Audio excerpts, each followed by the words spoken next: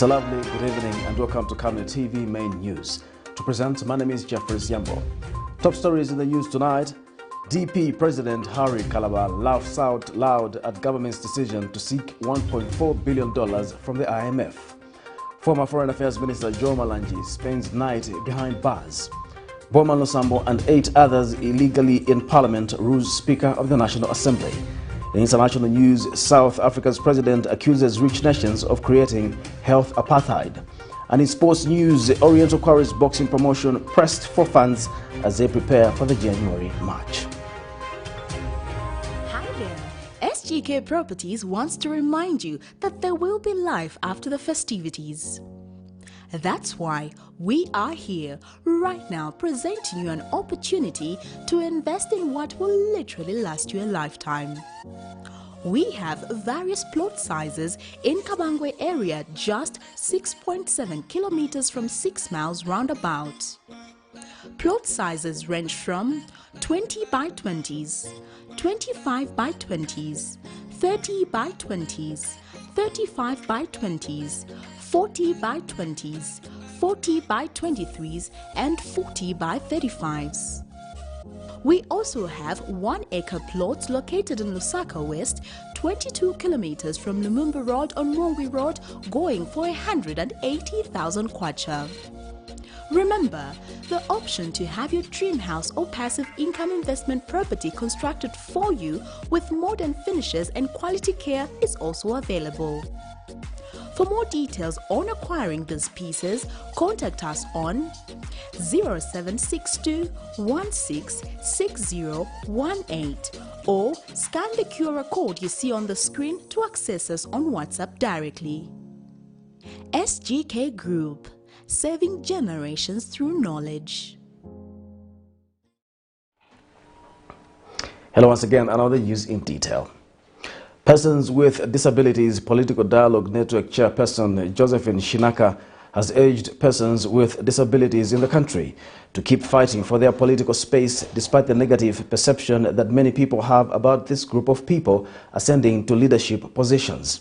Speaking during the launch of the network, Ms. Shinaka notes that key among the functions of the network will be to monitor the participation of persons with disabilities in politics, the response from political parties, as well as the general citizenry. Meanwhile, speaking at the same event, Governance, Election Advocacy Research Services GEARS Executive Director McDonald Chipenzi has urged the network to find ways of maintaining sustainability beyond donor funding if it is to actualize its objectives. We have more in the following report.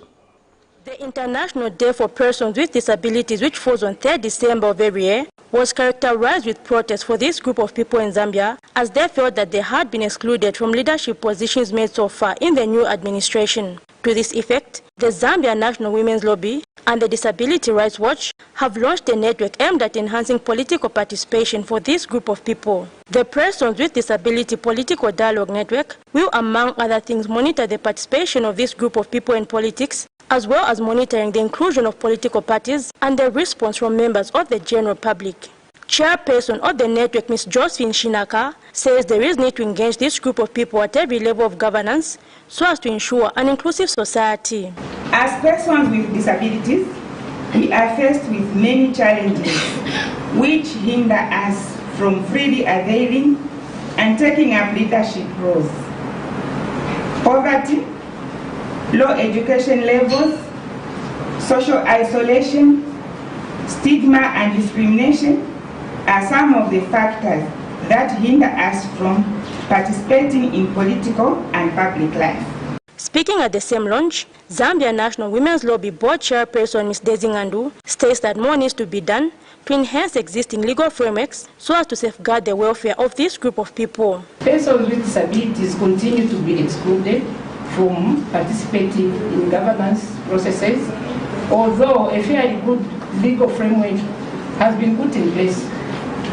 Among the progressive pieces of legislation and the policies include the Zambia's national policy on disability, which recognizes that persons with disabilities are entitled to enjoy their human rights on an equal basis with everyone. Meanwhile, Disability Rights Watch Programs Coordinator Mr. Bruce Troma says the lifespan of the network will depend on commitment from its members. Speaking at the same event, Governance Advocacy Research Services GEAR's Executive Director Mr. McDonough Chipenzi says there is need to safeguard the lifespan of the network beyond donor funding if it is to truly achieve its purpose. So be assured that you have some people who will get this and get appointed and forget about the movement. Thereafter, when they are disappointed, they come back. And you also welcome them and get again somewhere, and then you get disappointed. So make sure that those safeguards are put in place. The network has drawn representation from various organizations for persons with disabilities, with their focus being on capacity building. Zipporah Mshala, Camnet News, Lusaka. A former inmate from a medium correctional facility in Kabwe, Caleb Sinyangwe, has called on the new government to consider decongesting correctional facilities across the country.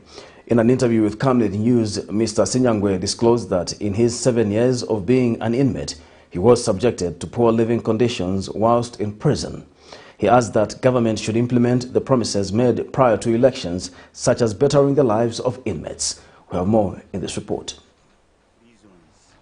Muno mu Zambia bakazichekinga ma prisoners mwamene bankalira noti muntu mamupasa posti then ija posti monga kulibwa mene isevens. The word prisoner means any person who is kept under custody in jail or prison because they've committed an act prohibited by the law of the land. The Zambian Police Service recorded 14,569 criminal cases countrywide during the period under review, as compared to 14,119 the same period in the year 2020. Prisoners have the basic legal rights that cannot be taken away from them, such as the right to food.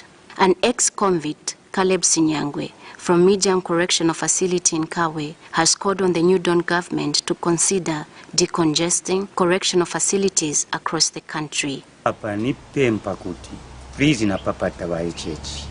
Nafuka ma prisoner papata wa HH kuti vintu vamene venzolaira kwanisani kusebenza. Chamene niye chamene nipempa manini.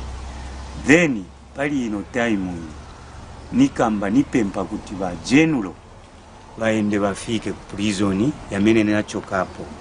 Ine ndine Caleb Sinyangwe nankala mu prison for 7 years.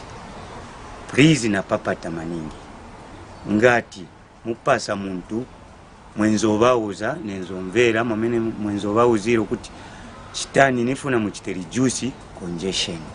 He adds that the government must also consider improving the inmates' daily diets by providing nutritious balanced meals. Koma prisoners banzanga wamene basala nchakuti wa president wa HH bangakumbukeko banzanga congestion yapaka maningi sibagona mushe navokuja sibakudya mushe sibagona mushe then chinangu chamene ningabapempe wa president ba general bamene banafa kapo chimozi kuti sibasebenza nchito sibatandiza ba president chifuka chakuti pamene banava pasira bu general akalibe kufika hapo pa prisons tibaone ma prisoners mamene bagonera. According to the Charter of the United Nations that was signed on the 26th of June 1945, prisoners have the right to be treated with integral dignity and valued as human beings.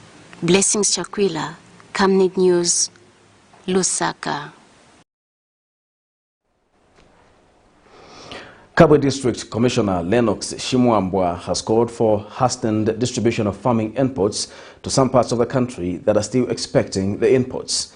In an interview with Camnet News, Mr. Shimwambwa says Kabwe District is one of the affected areas as it has only received 60% of urea fertilizer, despite the deadline which expires in less than a week.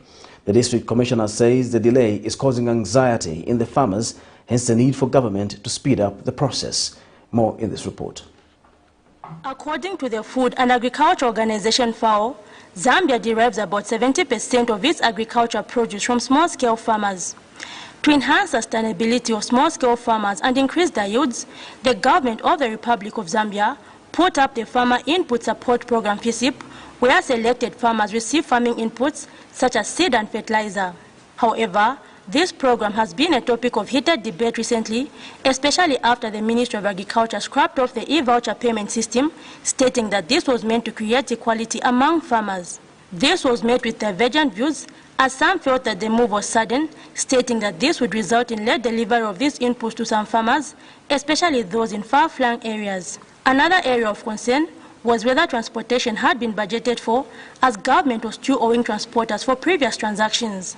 With this in view, some parts of the country, such as Kabwe District, are lagging behind in the delivery of farming inputs, as District Commissioner Mr. Lennox Shimwambwa tells Camnet News that the district has only received 60% of urea fertilizer to date. Mine is just an appeal to area investments to ensure that they urgently deliver the urea.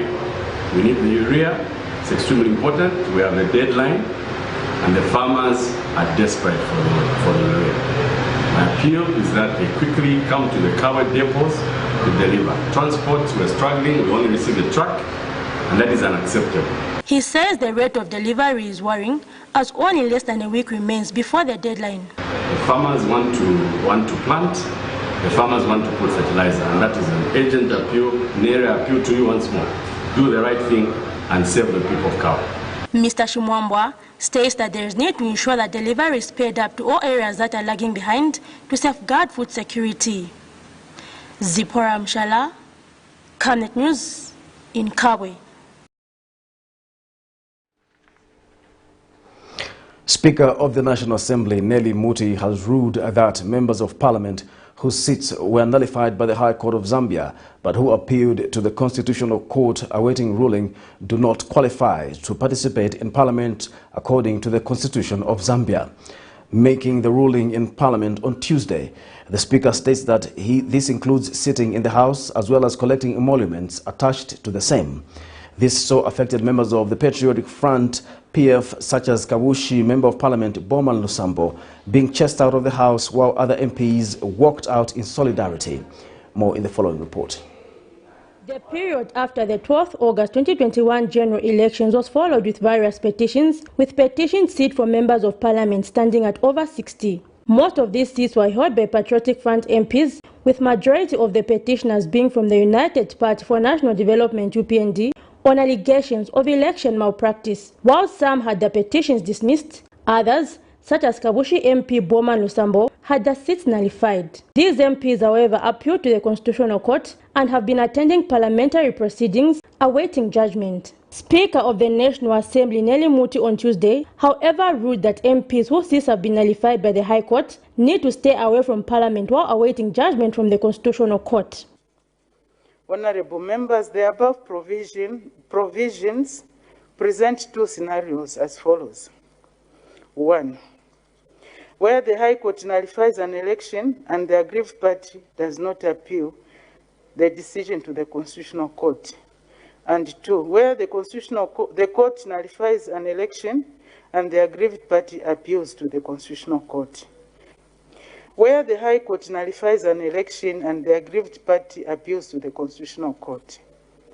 In the second scenario, when the petition is determined by the High Court and the seat is nullified, a member shall cease to hold the seat and shall not take part in any parliamentary business unless and until the Constitutional Court overturns the decision of the High Court.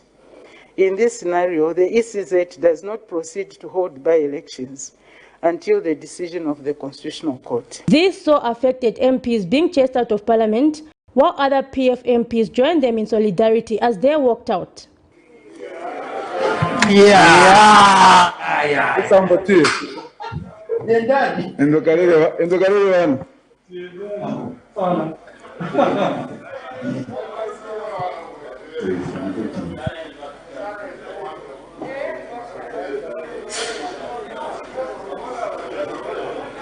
Leader of the opposition in Parliament and Porokoso MP Mr. Brian Mundubile, speaking during a media briefing, alleges that the move is ill-intended.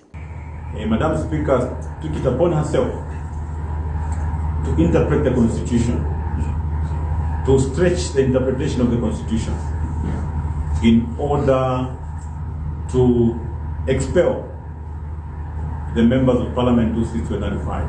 This is indeed very, very unfortunate. It has happened at the time that we are debating the budget. It has happened at the time that we had very important business on the floor of the House. Zambians know that the Minister of Finance was delivering a ministerial statement on the IMF deal. And members of parliament were eager to debate. As you know, this has been very, very topical because most of the citizens are anxious. They are worried about the harsh conditions that may come with this particular bill. And the members of parliament, representing the people in their constituencies, wanted to address themselves with this particular matter. Whether it was by design, we do not know that this particular ruling that is so shocking had to come at this particular time. Among those affected, Alunte MP Mutotwe Kafwaya, Kabushi MP BOWMAN LUSAMBO, and Kwacha MP Joe MALANJI, among others. Zipporah Mshala, Camnet News, Lusaka.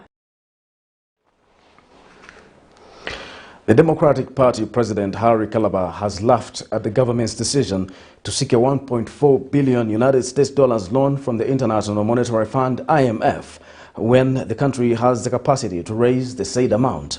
In an interview with Camnet News, Mr. KALABA says the country should have by now started closing financial slippages from the mining sector to raise the $1.4 billion. He notes that Zambia had between 2015 and 2019 lost about $4.7 billion in under-declaration by the mining sector. And Mr. KALABA has wondered why government is removing subsidies from fuel while giving tax holidays to the mining sector. More in the following report. Friday, 3rd September 2021, Minister of Finance Tumbikom Sokotwane announced that government and the International Monetary Fund mission to Zambia had reached a staff-level agreement on a program under the IMF Extended Credit Facility. That envisages provision of financial support of $1.4 billion over the next 3 years. While the IMF assists countries hit by crisis by providing them with financial support to create breathing room as they implement adjustment policies to restore economic stability and growth, the Democratic Party leader Harry KALABA says it was not necessary for the Zambian government to borrow $1.4 billion from the IMF when the country has the capacity to raise the resources through the mining sector. For a country that has celebrated the 7 years of existence, $1.4 billion is not much money to even go to the IMF. We can raise that money because just in copper sales alone, between 2015 and 2019, Zambia lost 4.7 billion in under-declarations in the mining sector. Because Bank of Zambia told us that we had exported to China only 630 metric tons of copper. The Chinese themselves said between the same period, they had bought 1.5 million metric tons of copper. And when commenting on the removal of subsidies on fuel and electricity announced by the government, Mr. KALABA has wondered why government is giving tax holidays to the mining sector mostly being run by foreign investors, yet not concerned about the people of Zambia who the government promised cheap fuel once they resume office. Remove subsidies on fuel, but you have continued subsidizing the mines. The mineral taxes that you are removing from the mines. Why are we talking for other people?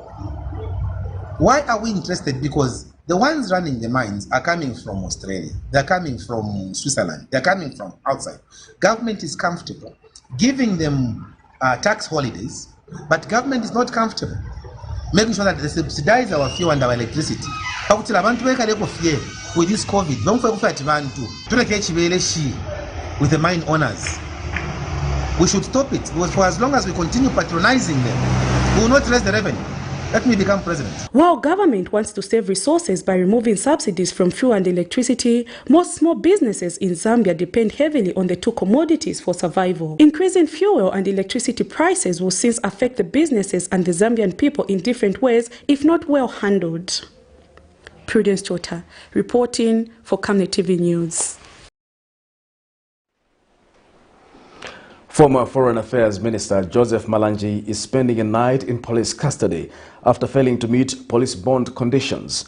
Earlier, the Drug Enforcement Commission, through its Anti-Money Laundering Investigations Unit, in collaboration with the Anti-Corruption Commission, jointly charged and arrested Joseph Malanji and Mr. Fredson Yamba for failure to comply with the law, whilst they served as Minister of Foreign Affairs and Secretary to the Treasury, respectively. This development has been confirmed by DEC Public Relations Officer Matthias Kamanga and legal representative to Mr. Malanji, Makebi Zolo. Details in the following report. Following a joint operation by the Drug Enforcement Commission through its Anti-Money Laundering Investigation Unit in collaboration with the Anti-Corruption Commission, the former Foreign Affairs Minister Joseph Malanji has been arrested for possession of property reasonably suspected to be proceeds of crime.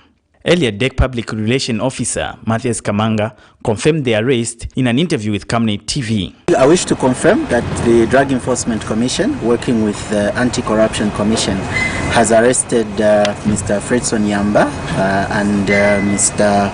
Joseph Malanji for allegations that date as far back as the period between the 1st of January 2020 and 31st of August 2021.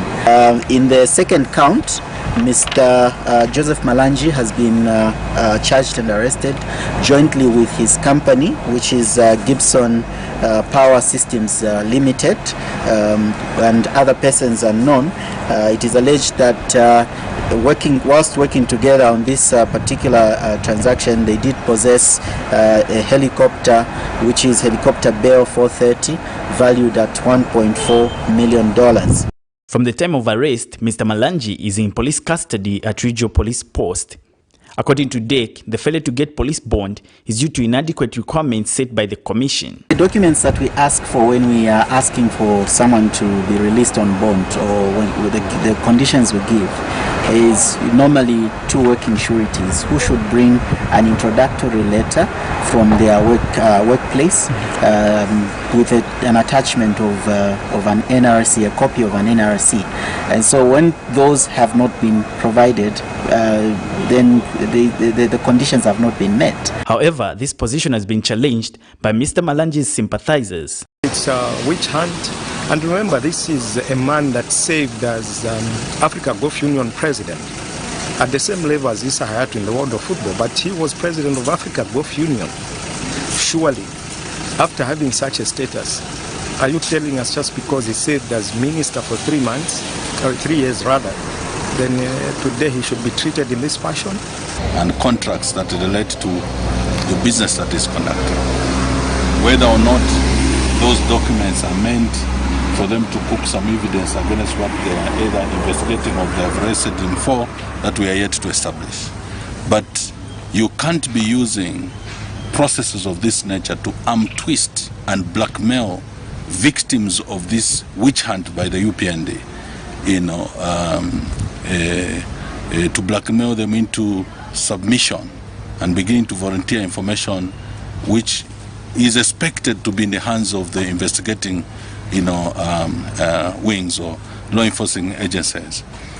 It looks like now under the UPND we are now subjected to being guilty and yet to be proven innocent, instead of us being innocent then proven guilty. According to his lawyer, Makebi Zolo, the High Court has since granted an order set for Wednesday 16 hours. This follows a long procedure of advancing for a police bond, which turned out to be an exercise in futility. We have filed process.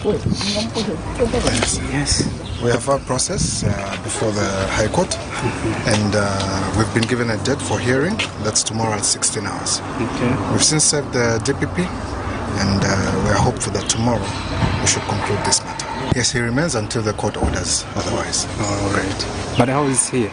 He's in very high spirit, and he's very optimistic that justice shall be served. There's a circus that's going on around, and the circus can't come to town in this manner, and the wheels of justice stop grinding. The wheels of justice will continue grinding, and he will come out. Mr. Malanji will since remain in police custody, awaiting for court processions Wednesday. Alex Shimba, Camnet News, in Lusaka. Kawata aspiring member of parliament on the United Party for National Development ticket, Mike Molabe, has declared himself as the right candidate to represent the people of Kawata in the National Assembly. Addressing the media Tuesday, Mr. Malawi explains that being a son of Kawata for 50 years places him on a better position to understand the challenges the constituency is facing and to work on them. He has cited the issues of interrupted water supply and questionable security among other common challenges that are top on his agenda once given the mandate. Meanwhile, Kawata constituency has over 15 aspiring candidates under the UPND ticket, of which each is expressing confidence of being adopted. But Malawi says in an event he is not adopted, he will support the party's choice as he has always supported the UPND since 2006. The Kawata seat fell vacant after the demise of then Member of Parliament Levi Mkandawire, of which the Electoral Commission of Zambia is yet to set the date for this by-election.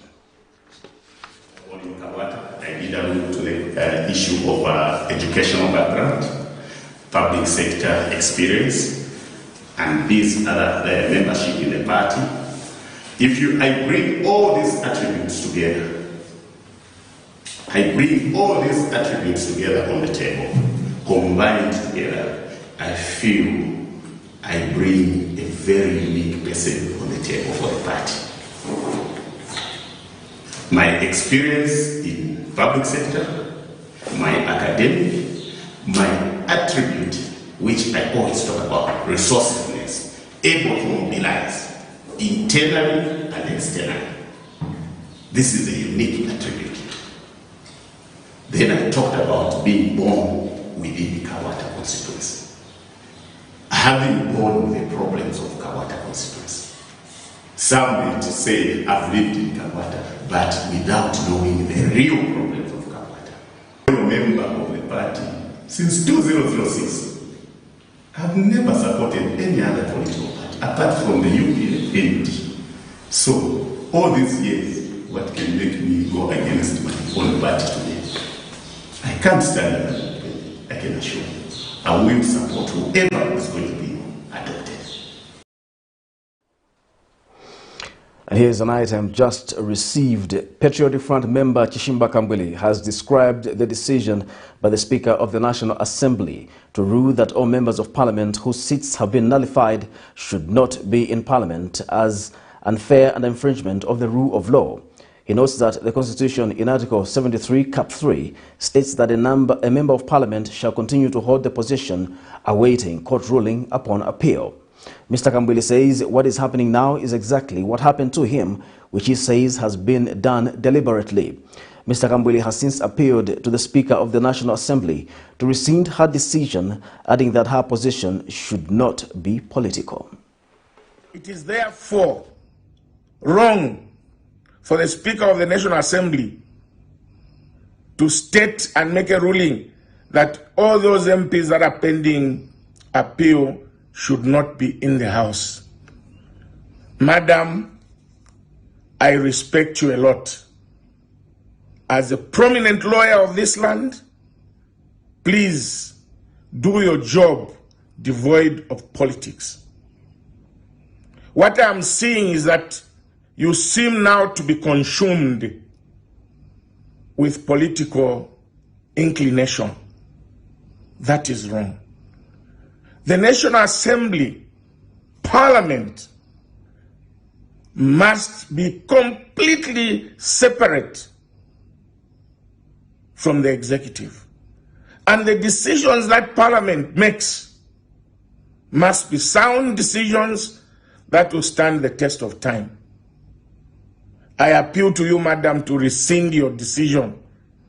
Where I come from, they say, Tapabansoni. If you've made a mistake, you just say sorry and rescind.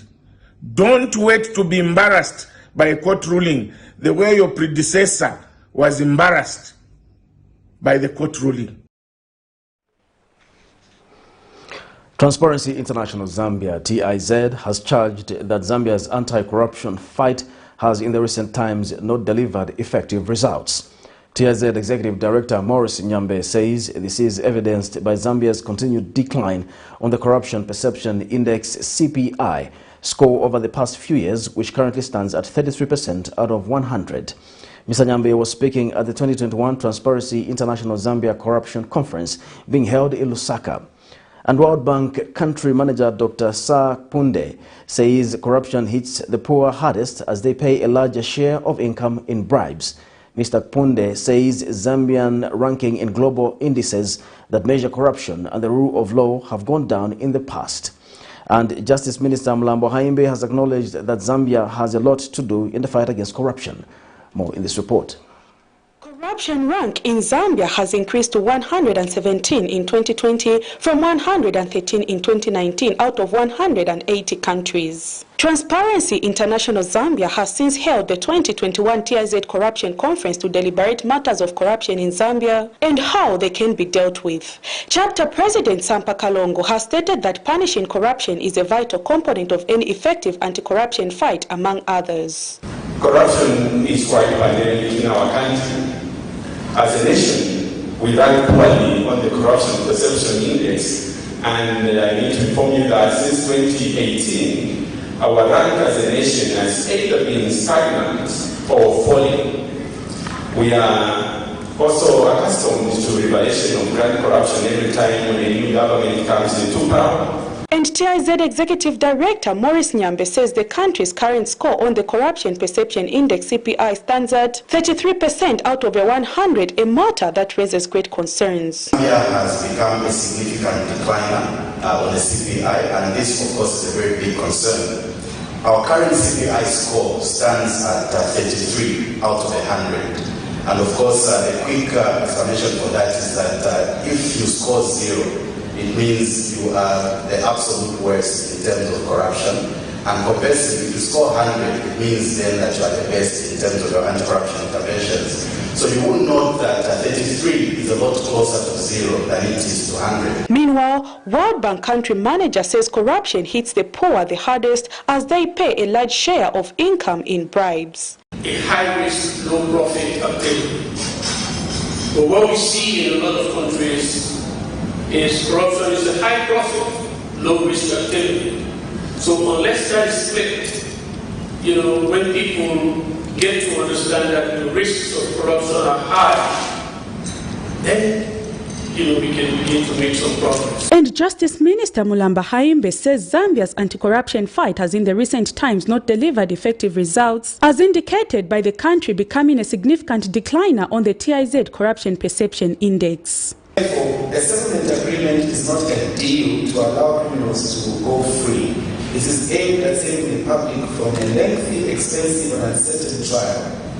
In Zambia's recent predicament, where high-profile corruption cases have collapsed in court with no benefit to the public, offering this mode of recovery is part of a broader strategy to fighting corruption. The development of Zambia's business environment is hindered by corruption and a weak constitutional framework. Companies encounter red tape and rampant bribery in all business operations, including company registration, obtaining a construction permit, settling up utilities, and paying taxes.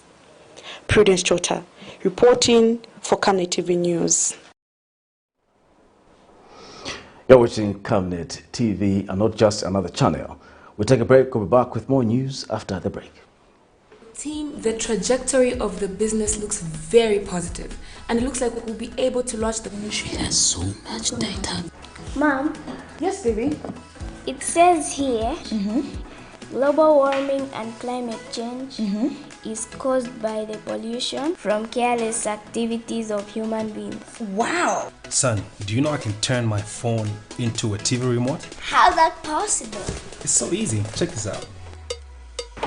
Be smart, be fast with mega data from Zamtel. Get your 15 GB mobile data for only 100 kwacha, 30 GB mobile data for only 200 kwacha, and your 70 GB LTE data bundle with free Netflix, YouTube, Facebook, and WhatsApp.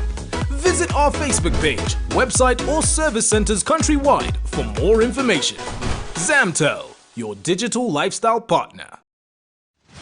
This is the Rusitu Irrigation Project. It's a government project funded by the World Bank through IDSP.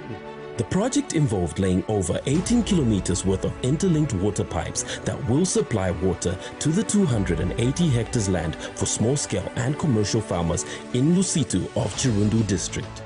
We worked on 35 kilometers of the road network and also constructed 159 concrete water hydrants of different sizes in all 3 tiers.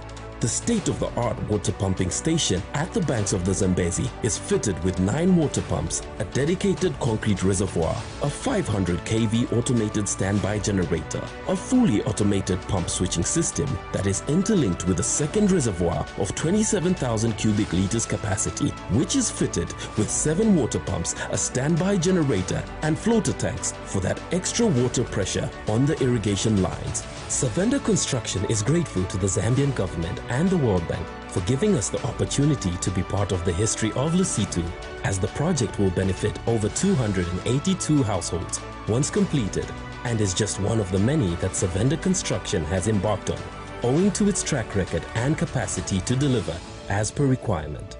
Savenda, save nations, develop Africa. Your skin is the biggest muscle in your body. That's why we make sure that Oracle is #1 when it comes to taking care of your precious skin. Oracle Pure Petroleum Jelly and Glycerin soothes, moisturizes and keeps your skin perfect. Oracle Pure Petroleum products for that perfect skin.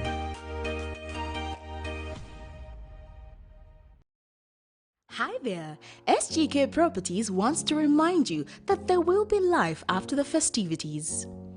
That's why we are here right now presenting you an opportunity to invest in what will literally last you a lifetime. We have various plot sizes in Kabangwe area, just 6.7 kilometers from 6 miles roundabout. Plot sizes range from 20 by 20s, 25 by 20s, 30 by 20s, 35 by 20s, 40 by 20s, 40 by 23s, and 40 by 35s. We also have 1 acre plots located in Lusaka West, 22 kilometers from Lumumba Road on Mungwi Road, going for 180,000 kwacha. Remember, the option to have your dream house or passive income investment property constructed for you with modern finishes and quality care is also available.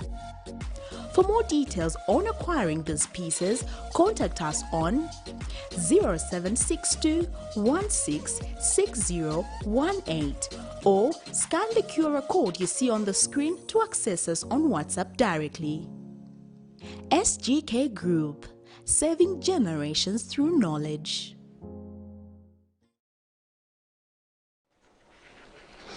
Welcome back. We continue with the news. Republican President Hakainde Hichilema says cooperation between countries must be seen from a complementing angle and not from the competitive angle.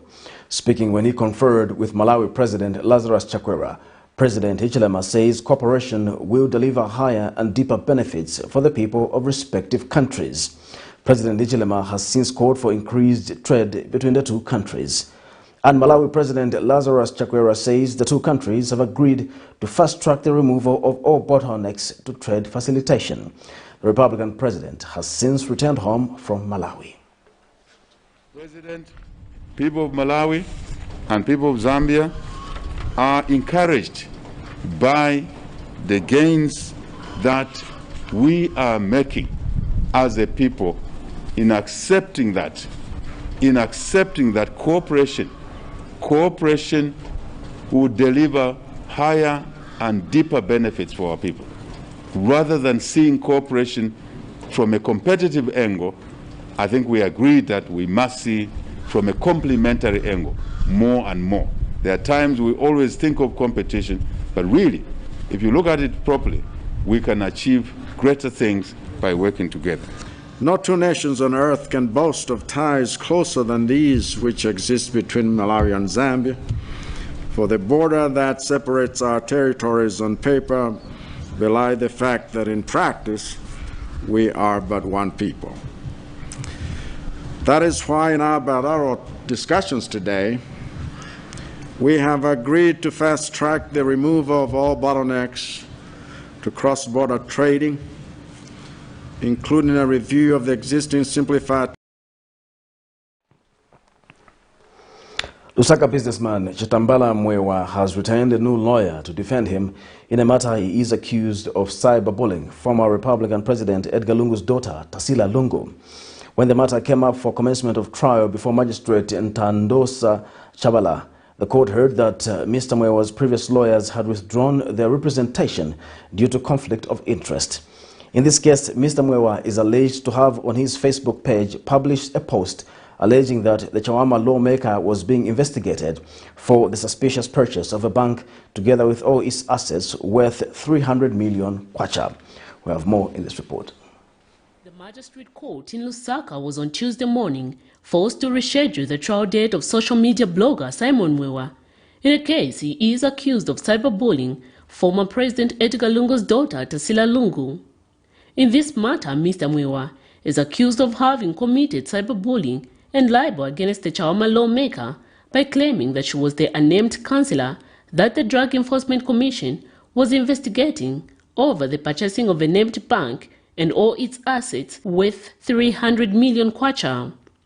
He is alleged to have uttered the said word on the 15th of September 2021 on his Facebook page.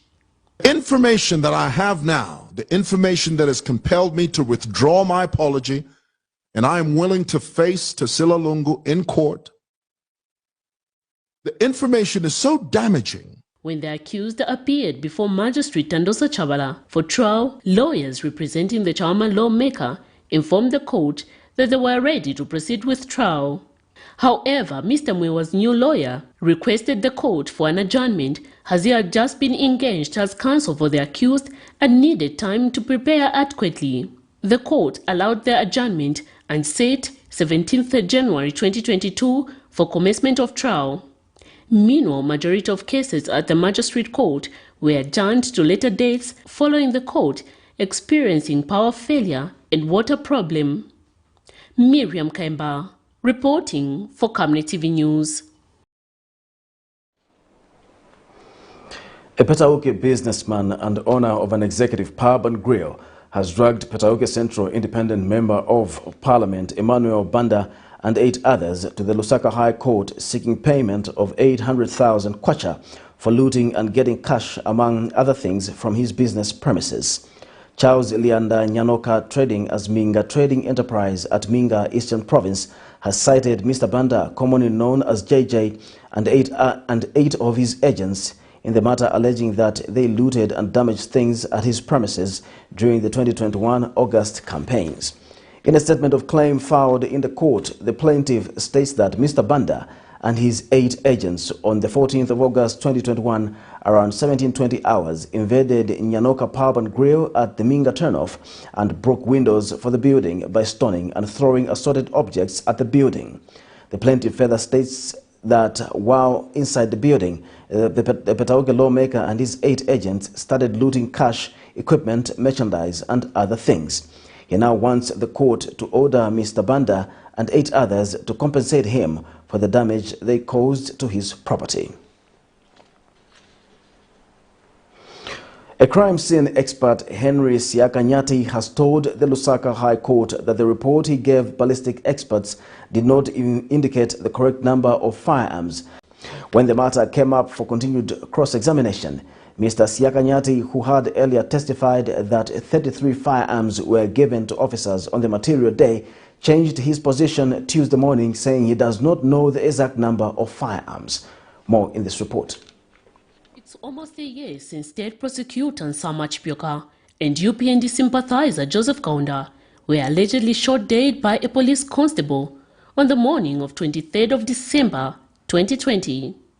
The two were shot when officers tried dispensing UPND supporters when President Hakainde Hichilema, then UPND leader, had appeared before the force headquarters for questioning over a land issue. Their death outraged many citizens who now await to see the outcome of the case. The Lusaka High Court, on the other hand, has continued to hear the matter, with the state accusing Fanuel Nyundu, a police constable, of being the alleged killer of the two victims. Tuesday morning, when the case came up for continued cross-examination, scenes of crime expert from Police Force Headquarters Henry Siakanyata told the court that the report he gave the ballistic expert did not indicate the correct number of firearms that were used at the scene the day that State Prosecutor Chipyoka and UPND sympathizer Kaunda were shot dead.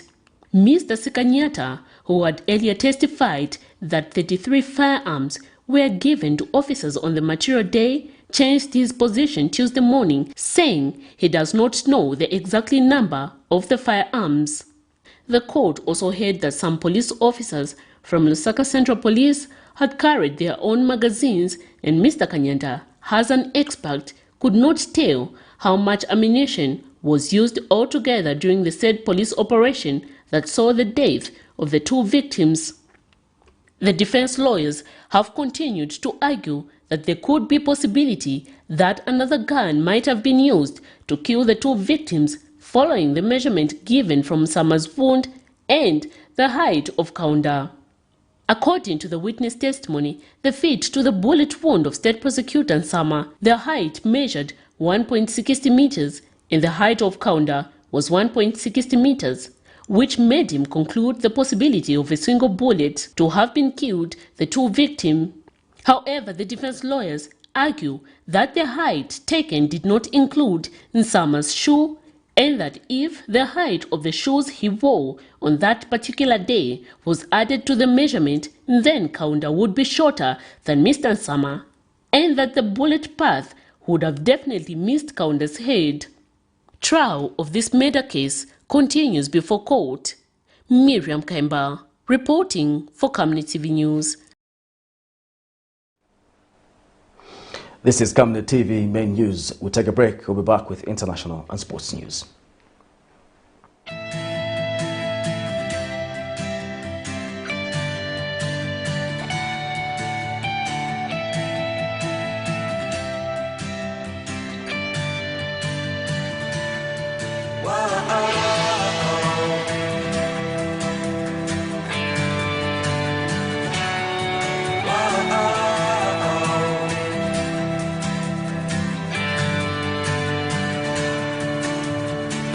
Spirit of infirmity never had a legal right in here anymore because she was healed in her soul. He also took care of that accusation in the court where he said, I loose you, and that means to acquit someone of a crime.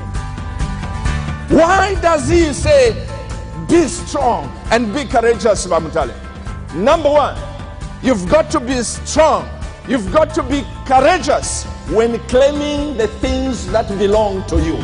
If you're up against principalities and powers, en contra de and Satan principados, is knocking you around, y el enemigo te está dando contra ti, put praise on in your car. pon alabanza. Put praise on. So we must learn to depend on the Holy Spirit to tell us what these things are and what's the next thing and what the church ought to be doing rather than conform to everything that is going on. He says you're blessed. He says flesh and blood has not revealed this to you, but my Father. He will preach the gospel with great power and influence, I say, even to the nations of the earth. And I began to prophesy his destiny. As I did that, the Spirit of the Lord said, now rebuke the spirit of depression. The mystery of your unfulfilled prophecy is found in what I'm saying today, if you hear what the Spirit is saying, because the King is speaking. That everything that God has given you will flourish because you have his mind like never before, in Jesus' mighty precious name.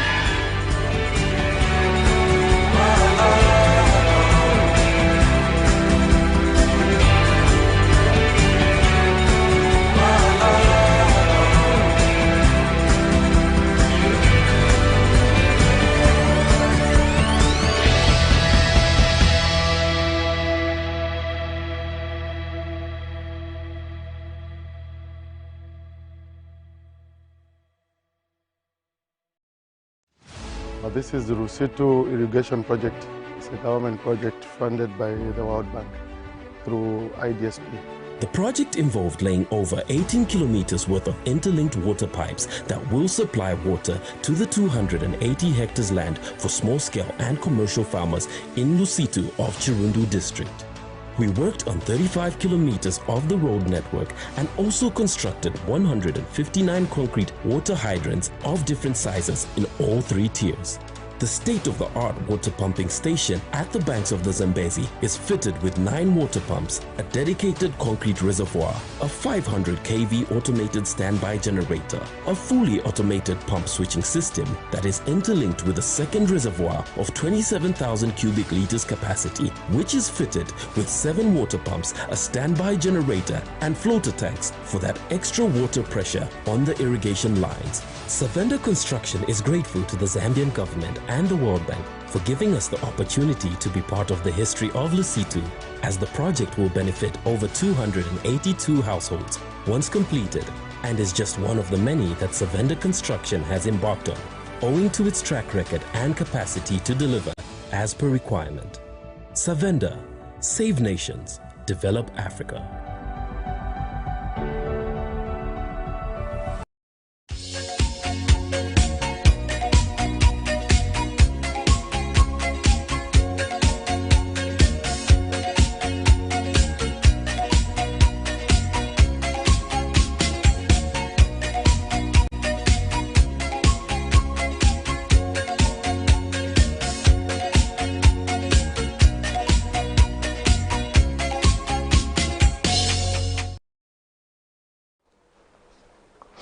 Welcome back. And in international news, South Africa's President Cyril Ramaphosa has stepped up his fierce criticism of the way countries have reacted to the new Omicron variant of the coronavirus. At the Peace and Security Forum in Senegal, he said governments have also failed to deliver COVID-19 vaccines that they promised to Africa. In other news, thousands of Sudanese have returned to the streets protesting against October's military takeover and the subsequent deal that reinstated the Prime Minister. They say Prime Minister Abdallah Hamdok betrayed them by agreeing to a government dominated by generals. Here's a roundup of international news. The fight against the new Omicron variant in Senegal starts here at a health center in downtown Dakar, where doses of the COVID-19 vaccines are available. It's not because we have a vaccine that we're immune. We need to keep protective measures and protect those around us. It's not over. At a 2-day Peace and Security Forum held in Dakar on Monday, South Africa's President Cyril Ramaphosa accused rich countries of creating health apartheid. I have personally really been disappointed in the approach that the rich countries have taken on the issue of vaccines. Firstly, they hoarded vaccines.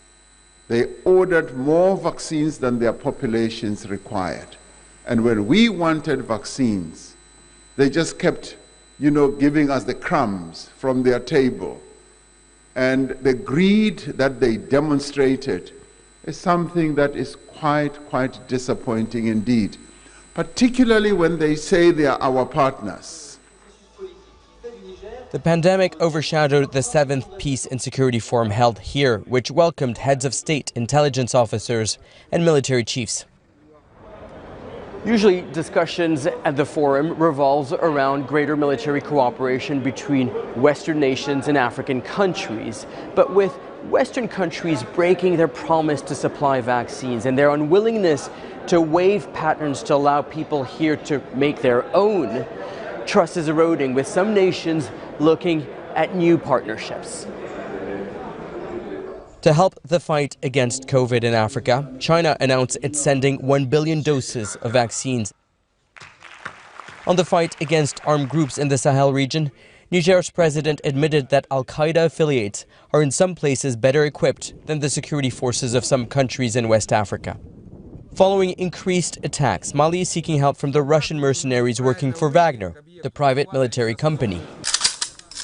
That's why countries like Mali, we have decided to go more and more for diversification of our partnerships. We can work with China, we can work with Russia. Also at the forum, delegates from Western nations reiterated their goodwill and intentions, but countries such as South Africa and Senegal say that's not good enough. Vaccines made in Africa for Africans is what they want. Almost 250,000 Africans are reported to have died of the virus so far. The message here is those deaths were preventable if only victims had access to vaccines. It started with a few hundred people in different parts of Sudan's capital, Khartoum, but soon the numbers swelled to thousands. Protesters returning back to the streets to voice their condemnation of a deal signed between the army leader, General Abdel Fattah al-Burhan, and Prime Minister Abdullah Hamdok last month. The agreement came after Burhan led a military takeover in October, placing Hamdok under house arrest for nearly a month. The deal has a lot of things that are vague and can be interpreted in favour of our demands or against it. But the problem is it was signed by someone who doesn't have a right to sign it, and someone who doesn't deserve it. Hamdok does not represent those on the street, and the military cannot be trusted.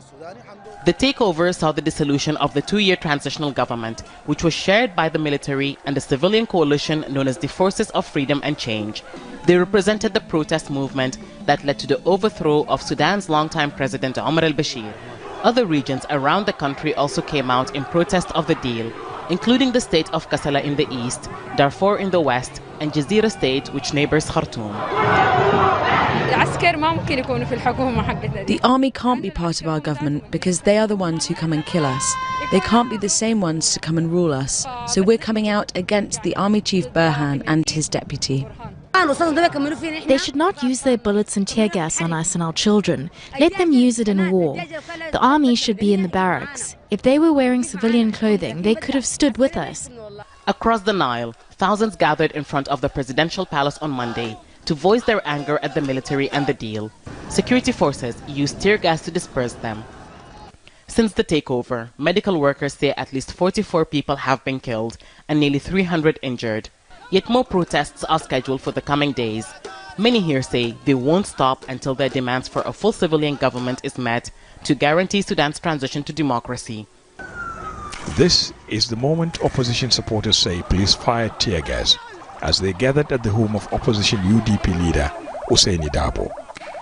The tense standoff happened at Dabo's home just across the street from the United States Embassy in the Serekunda area. Supporters claim their candidate was robbed in Saturday's presidential election, and they won't back down. Incumbent Adama Barrow has again been declared president. His first term came after the oppressive 22-year rule of former leader Yahya Jammeh. We want Barrow to step down. They rigged the election. The results are worse than what was announced during Yahya Jammeh's reign. Even he didn't defeat the UDP with this margin. Witnesses say the skirmish began after a stone was cast at the police, who then responded with tear gas and arrests. Incidents like this have been reported elsewhere. Witnesses say clashes have happened between supporters of the governing party and the main opposition. We are not happy with the results. But not being happy with the result doesn't mean that we have to adopt measures that run contrary to the law. The laws of the Gambia have provided us the remedies that we could avail ourselves. And those remedies we must pursue. Hopes of Gambia's post-election period will be hit-free were dashed by these incidents. Now, even the position of opposition leader Ousseini Dabo regarding the outcome of this election suffered a setback. On Monday, one of the candidates who attended a meeting in his house while the results of the elections were rejected called and congratulated President Adama Barrow. Election observers from both the African Union and European Union found no major problems in the electoral process. Other candidates like Halifa Sallah have already conceded defeat, saying Gambians have spoken. Why they voted the way they voted is not my prerogative to inquire into. They have voted. It's their voice. They've made their voices heard. It is for us to accept their decision. The police have issued a statement vowing to deal with troublemakers, and with some opposition supporters saying they won't back down. It could be a tense post-election period for the Gambia. Ahmed Idris, Al Jazeera, Banjul, the Gambia. It's now time for sports news.